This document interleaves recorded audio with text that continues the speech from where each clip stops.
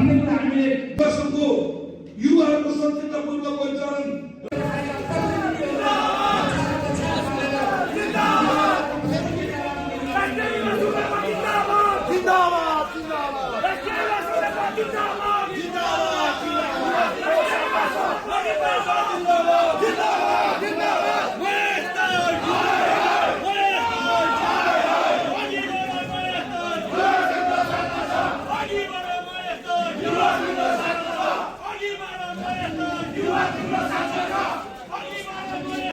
यद्यपि सहयोग पुर्याउन सकेन युवा संघको युवाहरूको सचेततापूर्वक परिचालन र नेपाल प्रहरीको सद्बुद्धिपूर्ण विवेकपूर्ण परिचालन गर्दा त्यो सम्भव हुन सकेन।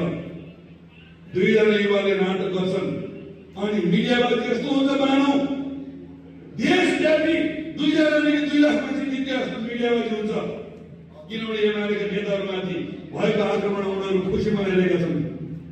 अनि सोसियल मिडियामा केही यी लुसिफरका विदेशी दलालहरूले चलाएका मिडियाहरूले त्यही 2324 गतेको अराजक आन्दोलनका विविध क्लिप्सहरू हाल्छन्। एमालेको रानीको पाटेकरले जसले के बोले आम घर बसेका मान्छेहरूलाई यस्तो आतंकित बनाउँछन् कि त्यहाँ 2 जनाले ढुङ्गा हानेको होइन, त्यहाँ 2-3 लाख मान्छेले निस्केर आन्दोलन गरेको जस्तो। युवा संघ नेपाल यस्ता अपराधी र अराजकहरूबाट भागेर ढाड फर्काएर कहिले पनि हिँड्दैन, नेकपा एमाले कहिले पनि हिँड्दैन। हामी सरकारमा विनम्रतापूर्वक अनुरोध गर्छौं, लोकतान्त्रिक पद्धतिमा विश्वास गर्ने पार्टी भएको हुनाले